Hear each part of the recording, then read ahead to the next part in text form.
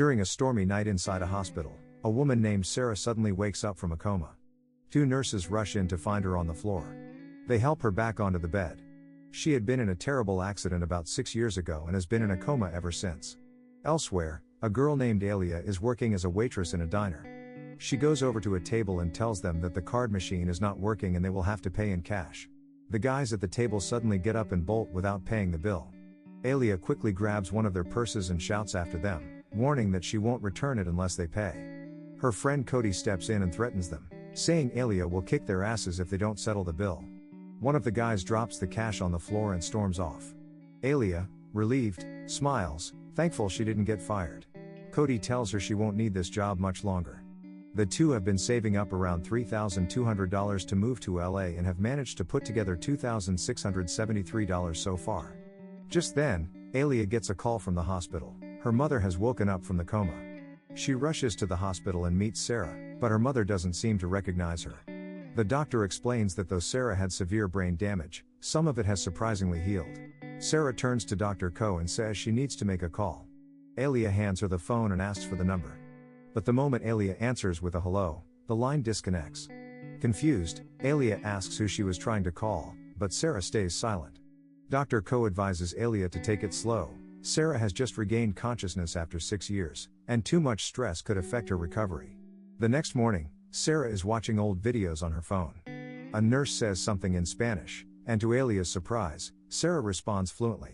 Alia had no idea her mother knew Spanish. Sara's medical team begins her mental and physical evaluation. But after going through endless rounds of tests, Sara grows irritated. Dr. Ko explains that they're trying to find out why only certain parts of her memory are missing. Sara tells Dr. Ko she wants to go home with Alia. She believes being in a familiar environment might help restore her memory faster. Though hesitant, the doctor considers her request. Alia and Sara head to the hospital cafeteria. While eating, Sara asks Alia about her father. Alia explains that she never knew him, it was always just the two of them. As they talk, Sara notices a suspicious man standing behind Alia. When she turns back to look again, he's gone.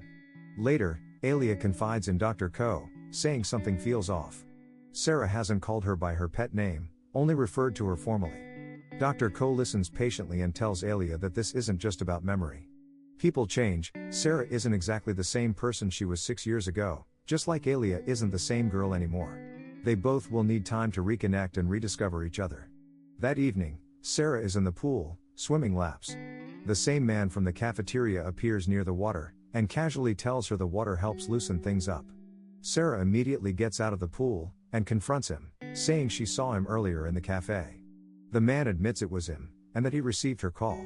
Moments later, Alia arrives and sees them speaking. Sara introduces the man as Wayne, an old friend. Alia nods and informs Sara that she'll be discharged the next morning. After Alia leaves, Wayne asks if Alia might become a problem. Sara replies calmly, saying she'll handle it. The next day, Sara is discharged and returns home with Alia. She heads straight to the bedroom, saying she wants to get some rest. But once inside, she begins looking around carefully, inspecting every corner.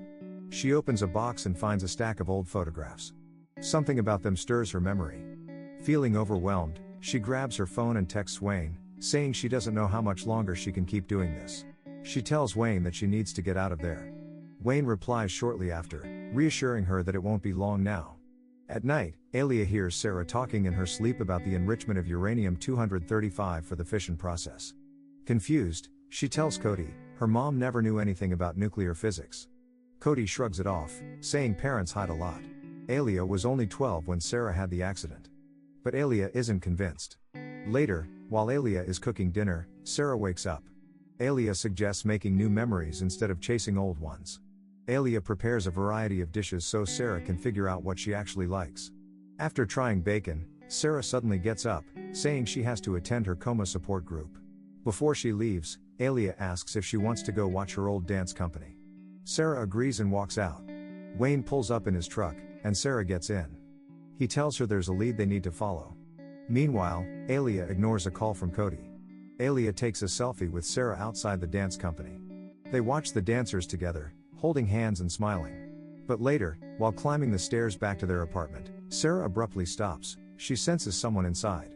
She cautiously opens the door and finds Cody, badly bruised. Without saying much, Sara walks away to give them space. Cody tells Alia they need to leave town. He explains he got jumped while selling weed and lost everything. He owes his boss and can't pay him back. Inside the room, Sara quietly listens, and eerily predicts what Cody is about to say next. Cody tells Alia he's in serious trouble. But Alia refuses to leave her mom. Cody insists something's off about Sara. Feeling rejected and upset, Cody leaves. Alia heads to the rooftop with a bottle in hand. Sara joins her there, gently trying to understand why Alia won't go with Cody even though she likes him. Alia opens up, she lied about graduating. She had a scholarship to the best school but got expelled. Angry and alone, she lashed out. Cody took the blame, but she kept spiraling. Sara tells her she understands loneliness, admitting that before Alia came into her life, she felt the same emptiness. She adds that being alone doesn't mean clinging to the wrong people. Later that night, Alia once again hears Sara talking in her sleep. Sara starts mumbling the exact lyrics to the song Alia is listening to. To test it, Alia changes the song, and once again, Sara begins repeating the new lyrics in her sleep. Disturbed, Alia checks her mother's purse and finds a diary. She begins reading through it. The next day, as she sees Sara leaving with Wayne, Alia tries to call the mysterious number Sara asked her to dial when she woke up. It still doesn't connect. Alia searches the number online and finds an address linked to Wayne in Alabama. She boards a bus and travels there. At the listed address, a woman opens the door. Alia asks about Wayne. The woman says Wayne has lived in Anniston his entire life. They grew up together. Years ago, Wayne fell off a ladder while fixing the roof, cracked his skull, and went into a coma. The doctors declared him brain dead, but 5 months later, he woke up. But the woman says it wasn't really him anymore. After waking up, Wayne began talking in his sleep, obsessed with strange math equations. 2 weeks later, he started dating a girl named Lexa he met at a bar. Alia leaves the house, confused. She remembers Wayne saying something to Sara about Stone. Then it hits her, Alexandra Stone, a name she read in Sara's diary. She searches it online and discovers Alexandra also woke up from a coma after 3 years. Meanwhile, Sara and Wayne arrive at a fenced-off facility. Sara places her hands on the cold metal and begins to get visions, flashes of Alexandra being moved to another location. She tells Wayne that the transfer is happening tonight. Wayne says this is their window. Sara asks him what he was doing at the CDC when she was caught. He replies that he was gathering intel, but the program was compromised. Sara insists it's too soon, she's not strong enough to access everything yet. Wayne disagrees. He says he knows it's Alia that's holding her back. What they do is complicated, he explains, and feelings must be turned off. Back home, Alia confronts Sara, asking where she's been. Sara calmly says she went to her support group, then stopped by the Legacy Mutual office before coming home. Alia confronts Sara, telling her she saw her get into Wayne's truck. Sara becomes angry and tells Alia she's no longer the same person. The coma changed her, and there's no going back. She says Alia is grown now and doesn't need a mother anymore. Hurt, Alia walks out and meets Cody. She tells him she wants to leave town. That night, Sara and Wayne sit in his truck, waiting. Alexandra's transfer has begun. Sara uses her powers to disorient the guards. Wayne blocks the road with his truck, then flips the security cars using his own ability. Soldiers point guns at them, but Sara mind controls them into lowering their weapons. They find Alexandra and take her with them. Wayne tells her they'll make the news by morning. But Alexandra reveals they gave her something, and her body is not responding well to it. As the broadcast goes live, Alexandra uses massive antenna dishes to leave her human body and exit Earth. Sara notices Alexandra's body has stopped breathing, it was breathing earlier. Wayne explains these bodies were just vessels, kept alive by those unwilling to let go. That's why they were chosen. Sara decides she wants to stay behind. Wayne reminds her she's not Sara, and not Alia's mother. Wayne tries using his power on her, saying they can't leave any trace. But Sara resists. He warns her they'll never stop coming for her. Then, Wayne leaves Earth. Meanwhile, Alia and Cody are breaking into a safe. As soon as they open it, an alarm goes off and they flee. Outside, Jason, Cody's boss, arrives with a gun. Sara appears and uses her power on him, but Jason shoots her in the back. Cody grabs the first aid kit. Alia tries reviving her mother. The alien exits Sara's body, travels through the wires, and transfers itself into the defibrillator.